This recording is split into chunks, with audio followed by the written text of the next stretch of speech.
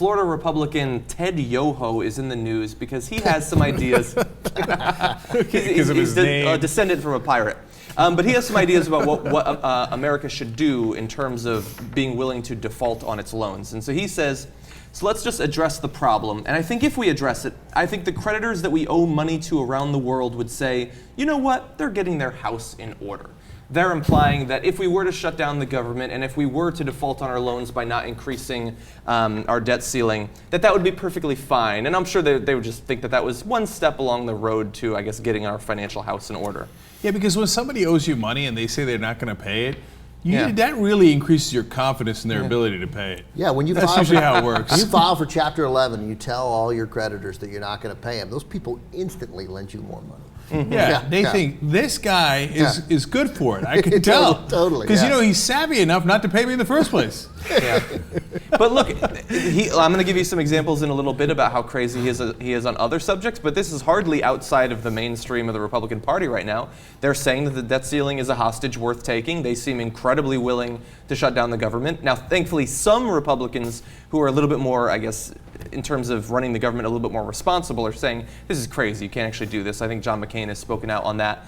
But many are totally willing to let us default. Yeah, well, I mean, that's the problem is that he was named for this. He says, you know, his name stands for "You Only Hostage Once." Oh, there you go. Yeah, yeah. I think that was in a Drake song. Yeah, I think so. Yeah, but he's a crazy guy. He's previously, as you probably would guess, he's a birther. He's questioned Obama's birth certificate and all that. Also, he came out. I like all these things. I know I'm going to go back to this, but I'm amused by. I'm pulling a Mankiewicz here. I'm too amused by his name to let it go. Ridiculous name. Child's name. I mean, it's a child's imaginary friend's name. Yeah, like oh, mommy, Yoho wouldn't let me play on the pirate ship, and they're like, oh no, and he probably wouldn't. Anyway, I like all these absurd things that he does. I picture him like being like, oh yeah, Obama's from Kenya, drops the mic, Yoho.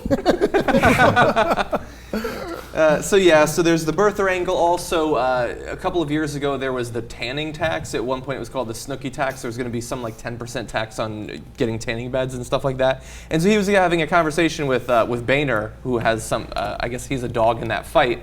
And he said, that's a racist tax because only white people use it. And he gave the example of he was at a doctor's office and his doctor is Indian. And he said, have you ever used a tanning bed? And the doctor said, no. And his exact quote was, so therefore it's a racist tax.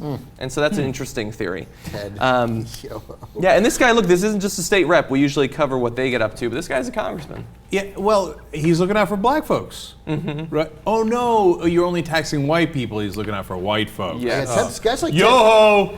Guys like Ted, people like Ted Yoho, and there are a lot of them in Congress, a lot, right? Mm-hmm. He may be a little more extreme, but he's got 60 friends, if not more. And these guys, they're like the greatest thing that ever happened to the Democratic Party and the worst thing that ever happened to people who want the Democratic Party to take some action and stand up for regular Americans. Yep. Because they make it, at least for me, maybe not for you guys, they make it impossible for me to like step away. Because the breed of Republicans now is so crazy, so massively out to lunch, and so potentially dangerous that I think in 8 years that these guys' numbers will be significantly reduced. But I'm not positive, And if they're more, and if they're there'll be less. There'll be less. But if there are 177 of them because they're incredibly well organized and because they got the state legislatures in their pocket, then they're in charge. Well, then we're just in an enormous amount of trouble. The good news is they won't be able to do this because there's at least enough people in the House of Representatives to prevent that. We know it can't pass the Senate.